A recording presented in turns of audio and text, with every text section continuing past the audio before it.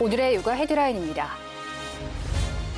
보건복지부는 올해 10월부터 난임시술비와 시술대 재반 비용에 대해 건강보험을 적용하기로 했다고 밝혔습니다. 내년 7월부터 실직하거나 퇴직하더라도 건강보험 직장가입자 자격을 유지하며 보험료 폭탄을 피할 수 있는 기간이 3년으로 늘어납니다. 어린이와 청소년 물놀이 안전사고 사망사건의 66%가 여름에 발생하는 것으로 나타났습니다. 각별한 주의가 필요해 보입니다. 이상 오늘의 육아 헤드라인이었습니다.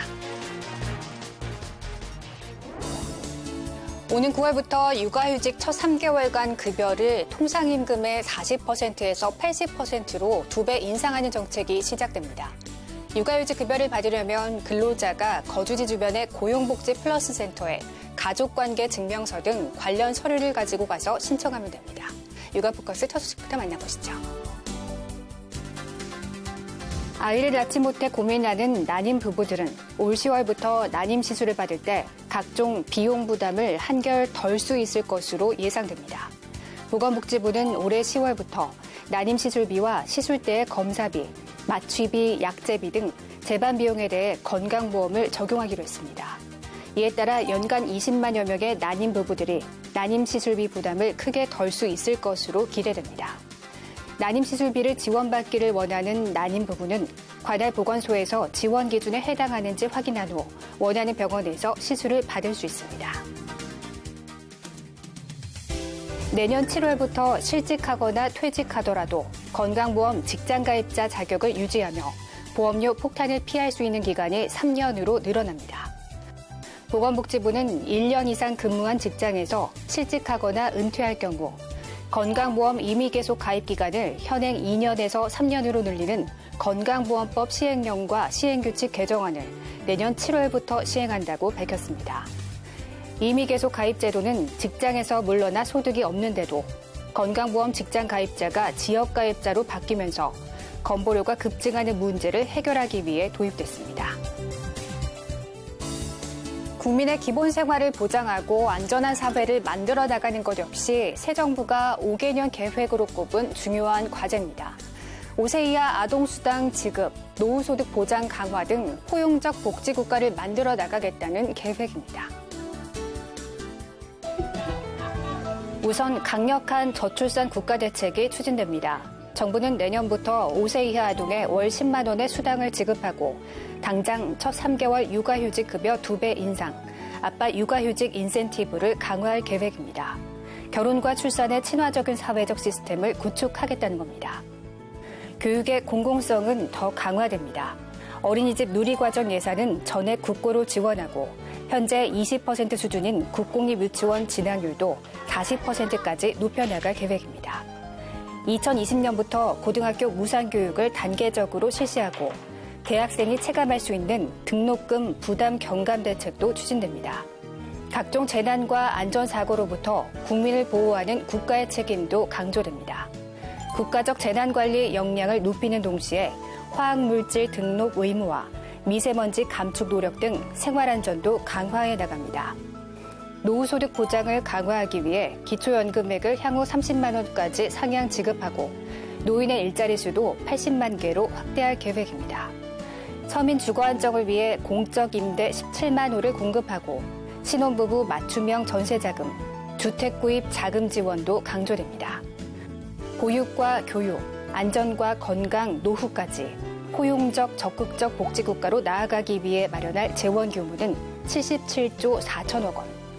5개년 계획의 전체 178조 원의 지출 계획 중 43%로 국민의 삶을 책임지는 국가로 발돋움하겠다는 포부입니다.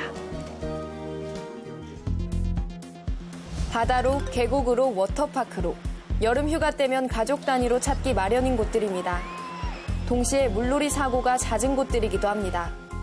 전국 23개 의료기관 응급실에 최근 6년간 자료를 분석한 결과 이 기간 모두 1,170명이 물에 빠지는 익수 사고를 당했고 이 중 243명이 숨졌습니다. 특히 18세 이하 어린이와 청소년 익수 사고의 57%가 여름에 발생했습니다. 또 여름철에 물에 빠져 숨진 사람의 66%가 청소년들이었습니다. 어린이 사고는 보호자가 방치하거나 잠시 소홀한 틈에 발생하는 경우가 대부분입니다. 물놀이 기구를 믿지 말고 보호자가 함께 물에 들어가는 게 바람직한 이유입니다. 또 바닷가나 강가에선 물살과 파도, 물의 깊이를 먼저 확인해야 합니다. 튜브는 물놀이 할 때 도와주는 보조도구이지 안전을 보호해주는 장치가 아닙니다. 특히 도넛형 튜브는 구멍 사이로 아이가 빠질 수 있으므로 물놀이 할 때는 아이 몸무게에 맞고 안전 인증을 받은 구명조끼를 입혀서 물놀이를 할 수 있도록 해야 합니다. 영유아는 물놀이 뒤 몸 상태를 세심히 관찰할 필요가 있습니다. 물 밖으로 나온 뒤 호흡 곤란으로 목숨을 잃을 수 있는 이른바 마른 익사 때문인데 기침이나 가슴 통증, 극도의 피로감, 얼굴이 파랗게 변하는 증상이 나타나면 곧바로 응급실을 찾아야 합니다. 본격적인 휴가철인데 고혈압, 당뇨와 같은 만성 질환이 있는 분들은 휴가 전 주치의와 만나 상담을 받을 필요가 있다고 합니다. 휴가지에서 접하는 음식이나 놀이 등 새로운 경험이 건강을 해치는 변수로 작용할 수 있어서입니다. 휴가지에서는 현지 음식이나 놀이 등 새로운 경험을 할 일이 많아집니다. 이때 고혈압, 당뇨와 같은 만성질환이 있는 사람들은 평소 생활 습관에서 크게 벗어나지 않도록 하는 노력이 필요합니다. 혈압이나 혈당을 관리해왔어도 평소와 다른 음식이나 놀이 등을 접하면 건강에 새로운 자극으로 작용해 건강이 나빠질 수 있어서입니다. 따라서 만성질환자는 휴가 전 주치의와 만나 휴가 전반에 대해 이야기하고 준비사항과 주의해야 할 점들을 확인하는 게 좋습니다. 혈압이 있으신 분들에는 과도한 자극이나 이런 부분들이 혈압을 다시 올리게 되는 요건이 될 수 있는데요. 가능하면 좀 편안한 여행을 즐기시는 권유드리고 싶고, 특히나 당뇨가 있으신 분들은 맛있는 음식이라고 해서 평소 생활 습관하고 너무 벗어나지 않게. 만성질환자들은 약 복용을 중단하면 병이 악화되기 때문에 충분한 양의 약을 준비해야 합니다. 특히 심근경색, 뇌졸중과 같은 심뇌혈관 질환이 있다면 무더위 속 응급 상황에 대비해 그동안의 치료 과정이나 상태를 기록한 소견서, 처방전을 챙겨가는 것도 요령입니다. 휴가지에 있는 병원을 찾을 수도 있다는 점을 감안한 겁니다. 해외로 떠난다면 영어로 된 소견서와 처방전을 준비하고 현지 응급 시스템을 알아둬야 합니다. 또 병원 감염내과를 방문해 현지 풍토병에 대한 정보와 반입할 수 있는 의약품 양을 확인하는 게 바람직합니다. 서울 강서구 아파트의 한 사설 어린이집. 0세부터 4세까지 14명의 아이가 다니던 어린이집 원장이 갑작스럽게 폐원을 결정한 것은 지난 7월 3일입니다. 경영이 어려워져 문을 닫겠다는 건데 일자리를 잃게 된 교사들과 갑자기 아이 맡길 곳이 없어진 부모들은 당혹스러울 따름입니다. 저 같은 경우는 워킹맘이니까 그러면 아이를 어떻게 해야 되나?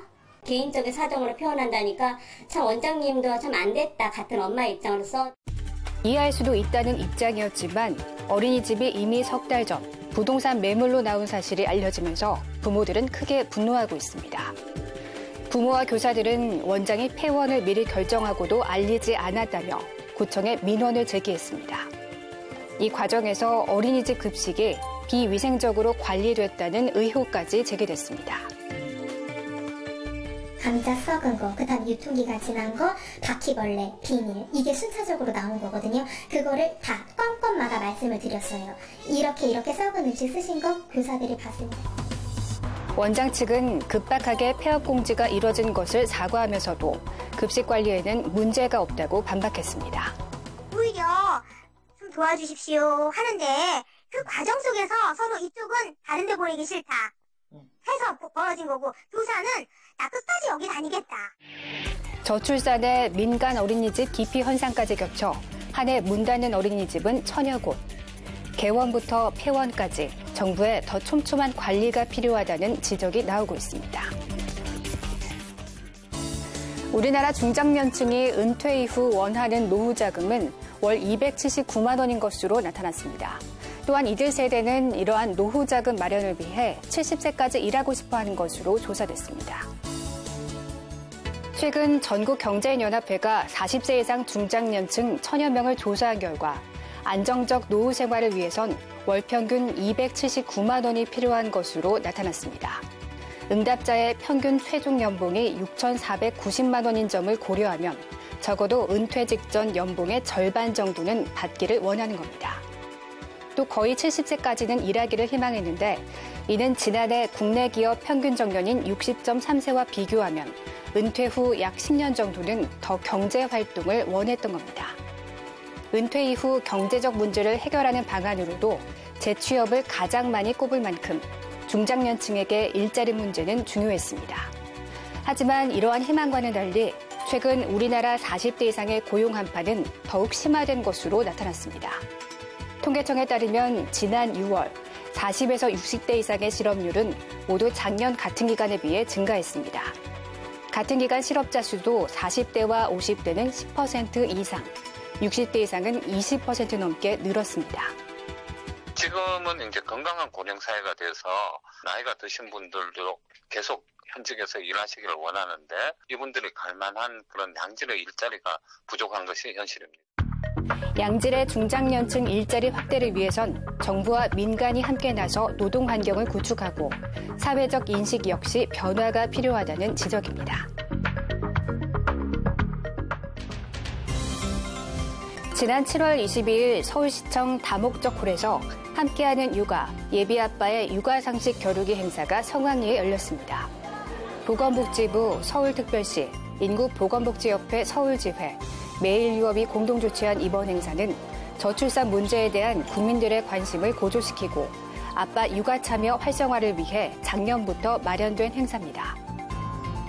출산 장려에 대한 인식 개선도 필요하고 예비 아빠들을 위해서 도전 육아 골든벨을 맞이하였습니다. 그래서 이 아빠들이 정말 도와주는 아빠에서 육아를 함께하는 아빠로 재미있게 퀴즈에서 육아 상식도 배우고 인터넷에서 배우는 것보다는 이 퀴즈를 통해서 재미있게 잘 배워서 아이를 키우는데 도움이 되었으면 하고 이 행사를 일부 서울 인구의 기념식에서는 저출산 극복을 위한 인식 개선 사업의 공로를 인정받아 자사 김호중 본부장, 성북구청 김영배 구청장, 휴먼앤 커뮤니티 연구소 신소라 소장에게 감사패가 전달됐습니다.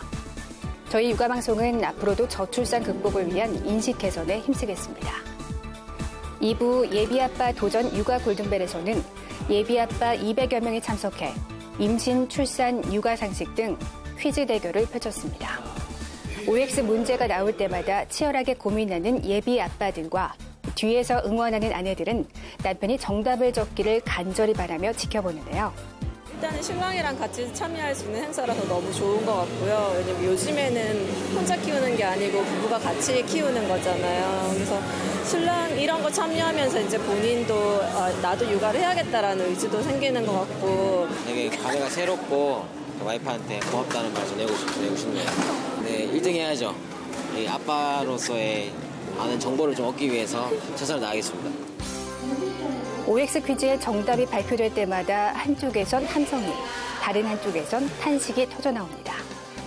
육아 상식을 겨루는 장이지만 퀴즈를 잘 맞히는 것보단 곧 태어날 자녀를 생각하는 예비 아빠의 진실된 마음이 돋보이는 행사였습니다.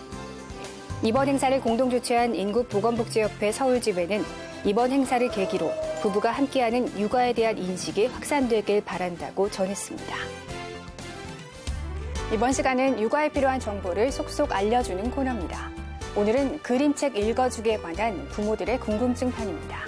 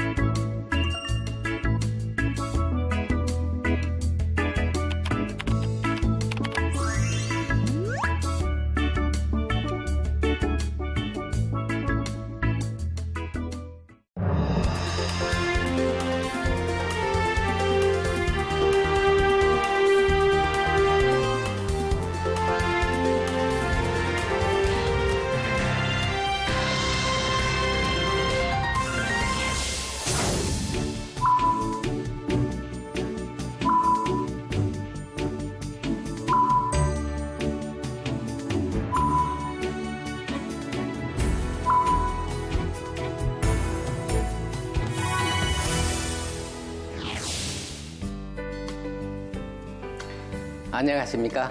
육아방송 시청자 여러분, 반갑습니다. 저는 한국보건복지인력개발원장 최영현입니다. 요즘 휴가철을 맞아 아이들과 함께 물놀이를 떠나시는 분들 많으시지요. 이럴 때 부모님들께서 가장 신경 쓰시는 것이 바로 아이들의 안전일 것입니다. 국민안전처에 따르면 매년 평균 30여 명이 물놀이 도중 사고로 인해 사망한다고 합니다. 하지만 이러한 사고는 몇 가지 행동 수칙만 지키면 얼마든지 막을 수 있습니다. 아동들의 안전사고 또한 마찬가지입니다. 우리나라에서 만 14세 이하의 아동안전사고는 전체 안전사고의 약 30%를 차지하고 있습니다. 우리나라 전체 인구의 14% 정도가 아동들인 걸 감안한다면 상당히 높은 수치입니다. 이처럼 빈번하게 발생하는 우리 아이들의 안전사고는 예방할 수 없는 것일까요? 아닙니다. 아동 안전사고는 전혀 예측이 불가능하다거나 피할 수 없는 것이 아닙니다. 아동을 대상으로 적절한 교육만 이루어져도 안전사고는 충분히 예방할 수 있습니다.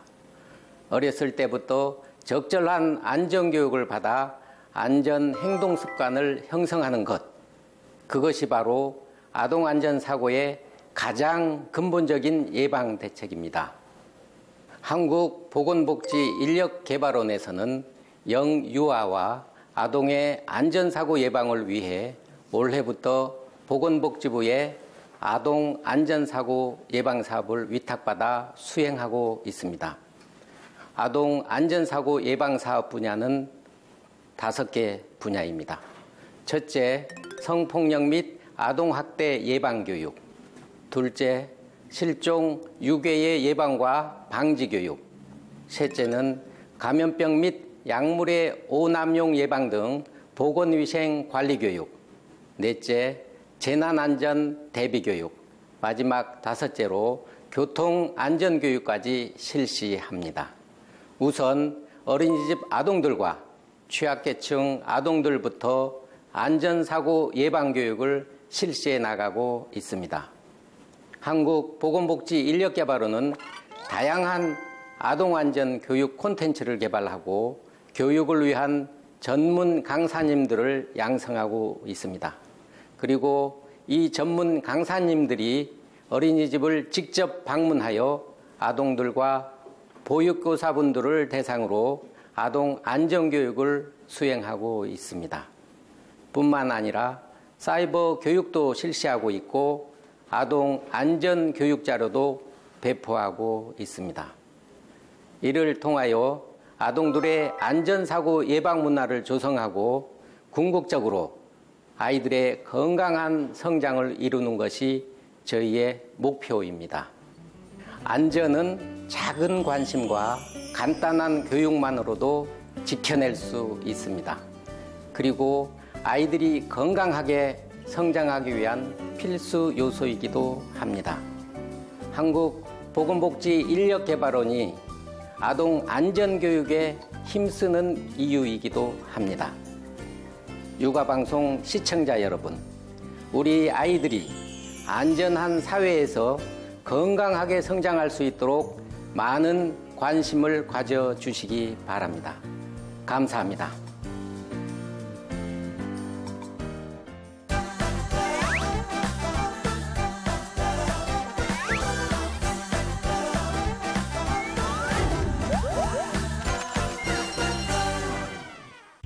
땀 흘리는 아이는 옷을 벗겨놔도 괜찮나요?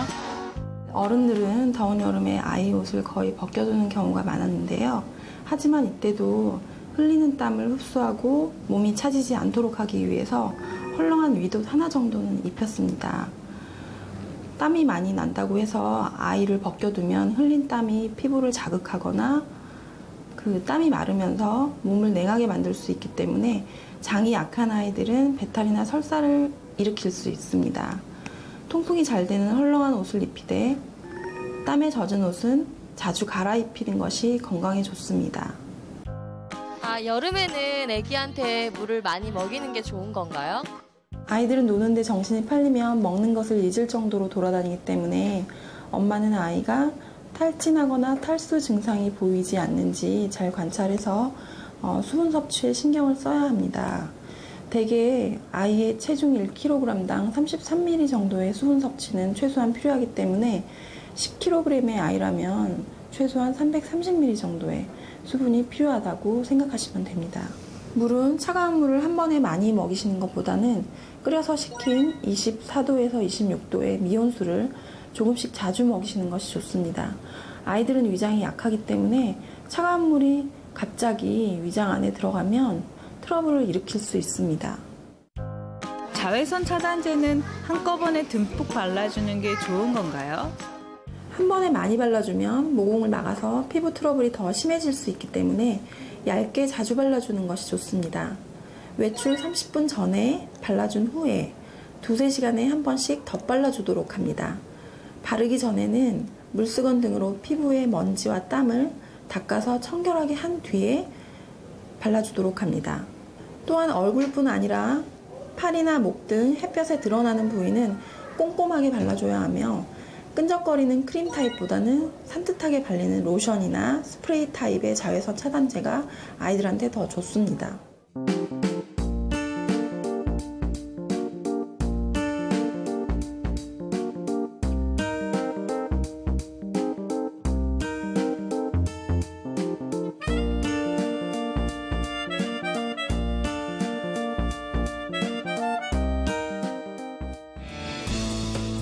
최근 인천의 한 어린이집에서 장난감에 기도가 막힌 아이가 숨지는 안타까운 사고가 발생했습니다.